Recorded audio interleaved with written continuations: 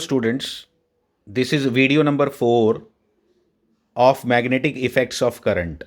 इसके अंदर हम जो स्ट्रेट कंडक्टर का हमने डेरिवेशन की थी उसके ऊपर कुछ और न्यूमेरिकल, जो लास्ट टाइम भी मैंने आपको न्यूमेरिकल करवाए थे, उसके 2 न्यूमेरिकल हमने डिस्कस किए थे।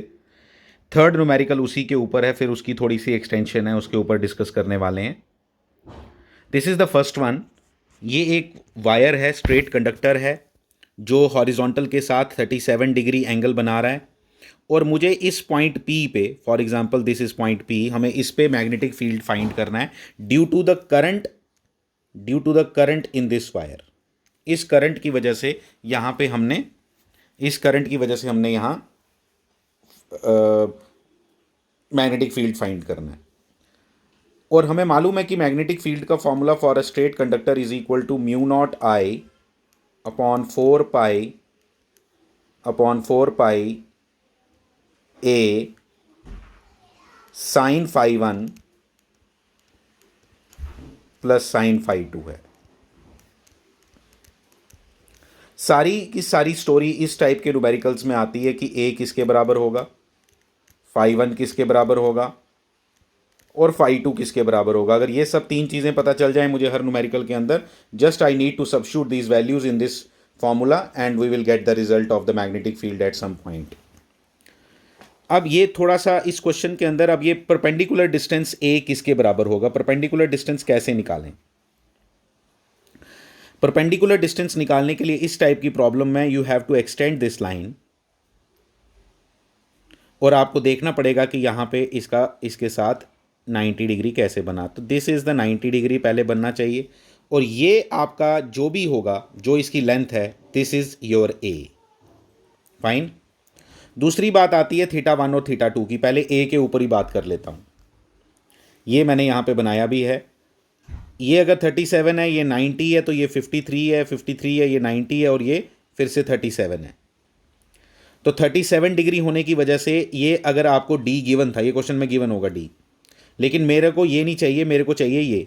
तो ये किसके बराबर होगा, आप अच्छे से देखो, ट्राइंगल के ट्रिग्नोमेट्रिक रेशियोज यूज़ करो तो ये अल्टीमेटली आएगा आपका D cos 37 डिग्री।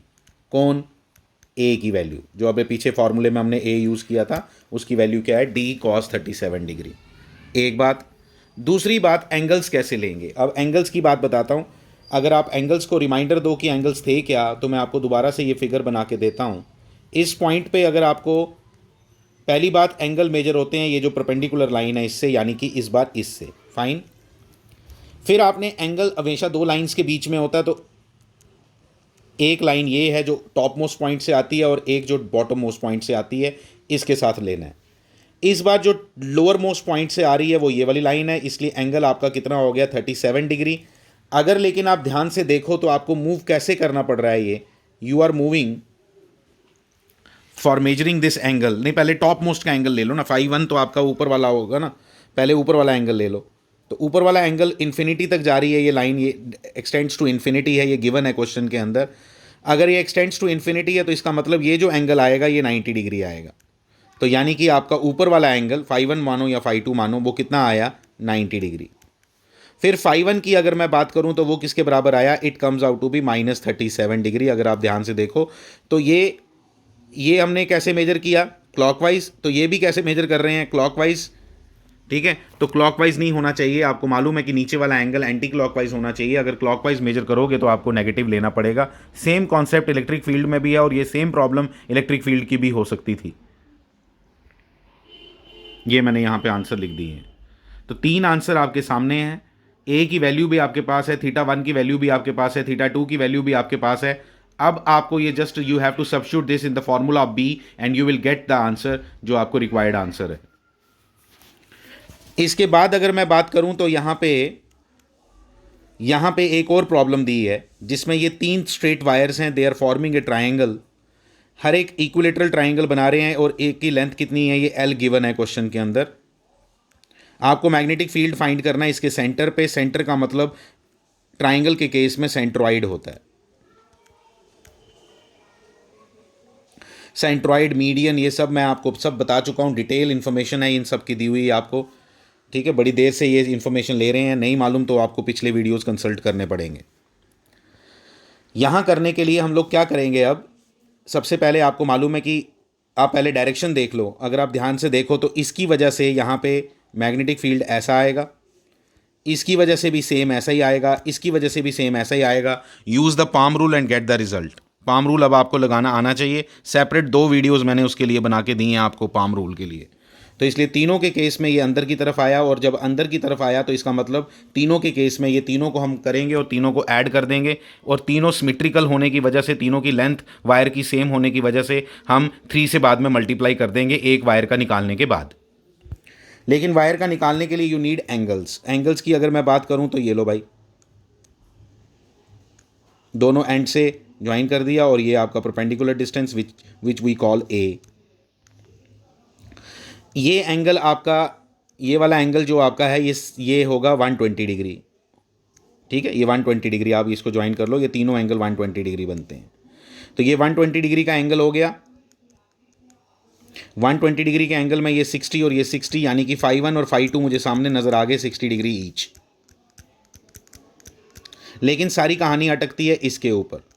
तो मैंने आपको बोला था ये लेंथ कितनी है आपकी L, तो यानी कि ये आधा होगा, क्योंकि मीडियन ये इसको हमेशा बाइसेक्ट करता है। तो इसका मतलब क्या हुआ कि ये L/2 है। अगर ये L/2 है तो परपेंडिकुलर अपॉन बेस लगाओ, यानी कि perpendicular upon base equal to tan 60 degree. ठीक है, tan 60 √3 होता है, और बेस इक्वल टू क्या हो गया, L/2। ये बन गया आपका, बेस की वैल्यू आ गई, छोटी सी कैलकुलेशन है, L/2 √3। ये बेस की वैल्यू आ गई। ये बेस है ना, इधर एंगल के सामने वाली साइड परपेंडिकुलर होती है। ठीक है, तो ये बेस है। आप कहोगे ये बेस नहीं हमें नज़र आ रहा है, ये खड़ा है, तो इसलिए ये परपेंडिकुलर होगा, तो ऐसा नहीं होता। डेफिनेशन है, एंगल के सामने वाली साइड को परपेंडिकुलर बोलते हैं, और दूसरी साइड को बेस बोलते हैं, और 90 के सामने वाली साइड को हाइपोटेन्यूज बोलते हैं।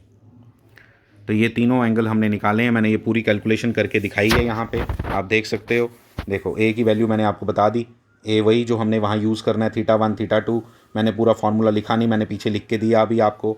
ये देखो, μ0I/4πA, ए है ना यहाँ, तो ये ए की वैल्यू है ना। देखो L/, ये तो L/, तो ये नीचे से ऊपर चला जाएगा ना। ठीक है, तो ये आ गया L/3 से मल्टीप्लाई क्यों किया, मैंने रीज़न बताया आपको। sin 60 √3/2 √3/2 √3/2 plus √3/2 is √3, √3 into 3 is क्या, 3, 3 इंटू 2 6, 6 इंटू 3 18। तो ये 18 नज़र आ रहा है आपको। तो 18/4, फिर मैंने 4.5 भी लिख दिया। तो कैलकुलेशन खुद किया करो, कुछ नहीं है इसमें।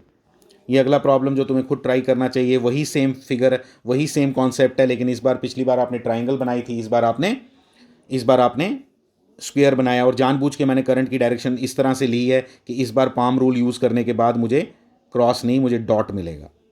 ठीक है, मैंने किया हुआ है वो भी। ये देखो डॉट, मैंने डॉट बनाया है यहाँ।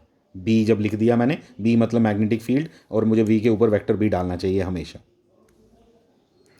मैं अब डायरेक्शन तो वेक्टर की हम बता चुके हैं यहाँ पे, लेकिन अब मैग्नीट्यूड निकालने के लिए μ0I/4πA sin θ1 plus sin θ2 φ1 plus φ2। φ1 और φ2 किसके बराबर हैं, 45 45, 45 45। ठीक है, ये देखो, ये ज़्यादा सिंपल प्रॉब्लम है। ये देखो, ये अगर L है तो ये कितना होगा, L/2 होगा, इसका सेंटर बिल्कुल L/2 होगा। तो L/2 ले लो, उस फॉर्मूले में डालो and get the results. Thank you very much.